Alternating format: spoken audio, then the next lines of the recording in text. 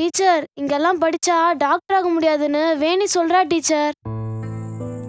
கவி, நீ கண்டிப்பா டாக்டர் ஆக தானே போற. இன்னும் 10 வருஷம் மட்டும் பொறுத்துக்க பாட்டி. நான் படிச்சு பெரிய டாக்டர் ஆகி முதல்ல உன்னைத்தான் குணமாக்குவேன்.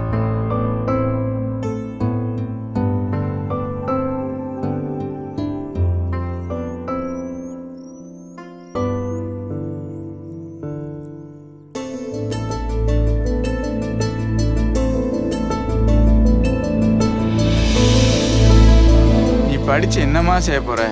கல்யாணம் முடிச்சு பிள்ளை குட்டி பெத்துக்கிட்டு குடும்பத்தை தானே பாத்துக்க போற. இல்லடி, நான் பள்ளிக்கூடத்துக்கு வரல. எங்க அப்பா அண்ணனை மட்டும்தான் படிக்க வைக்கிறாரு.